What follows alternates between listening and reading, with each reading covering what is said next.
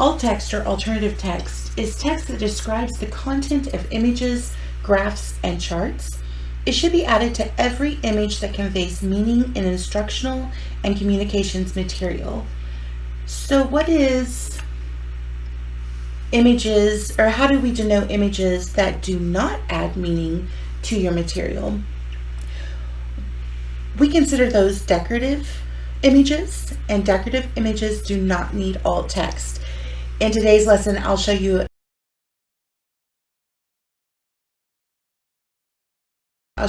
how both of those work and how we classify each of them. So we're going to open a Word document. In this Word document, we are going to go to Insert, and we're going to insert a picture. We can do this from your local device, stock images, or online pictures. I'm going to go ahead and do this from my local device, and we'll use this picture of my dog laying on my arm while I'm studying. Now, it is not inherently noticeable that I am studying. You do see an image of what appears to be a female sitting there with a dog on her arm, a pen in her hand, and a notebook that she either is currently or has been writing in. So to add alt text, there are two ways to do it. Once you add the image, you will see that this picture format tab is highlighted, and just to the right of that is a button that says alt text. So if we click on that, a flyout menu comes out from the right hand side, and we have the option to let Word generate a description for us. So let's go ahead and click that and see what it comes up with. A dog lying on a person's lap. Okay, well that's actually pretty good for Word. Word is not real great at creating or generating alt text. So you are more than welcome to use that. Just know that most of the time you're going to have to edit what it says. So I'm going to go ahead and take out the lap part, and I'm going to put arm, and then I'm going to go ahead and say while the person is writing in a notebook.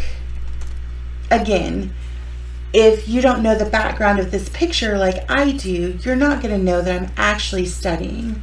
A few things to note is if you do not know the pronouns of the person in the picture, it is always better just to write person or persons.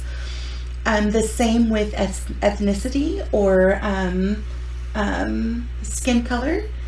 I am actually Native American from this picture. You probably cannot tell that. I do not actually prefer Native American. I prefer Indigenous. But unless you know me, you are not going to know that that's my preference. So it's always best just to stay away from any kind of assumptions like that, unless you can have a conversation with the person. Does me being Native American, does my skin color affect the way a person is going to view or going to hear this picture? It is not, so it's not really important, so we don't need that information in the alt text.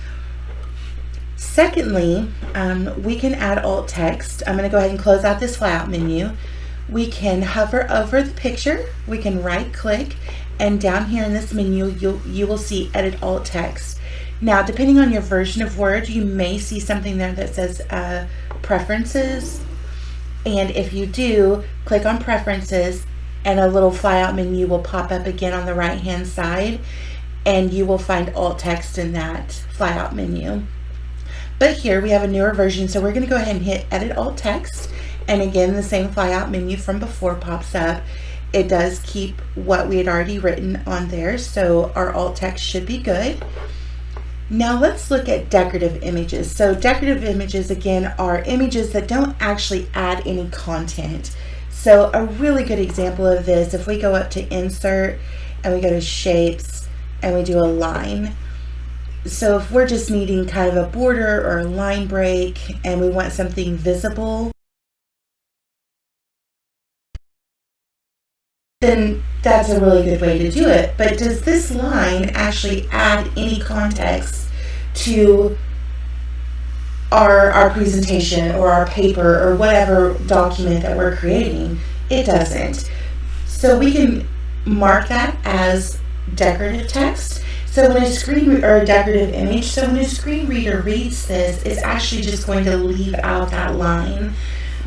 And to do that, again, you can get to the alt text the same way. This time your tab is called Shape Format, and the button still says alt text. And there is a check mark with the words mark as decorative to the right of that. And we're just going to go ahead and click that check mark and make it active.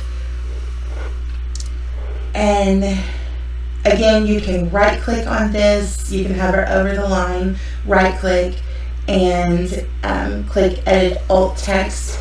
You're still going to get that same flyout menu with the same options. Again, you would just hit the check mark that says mark as decorative.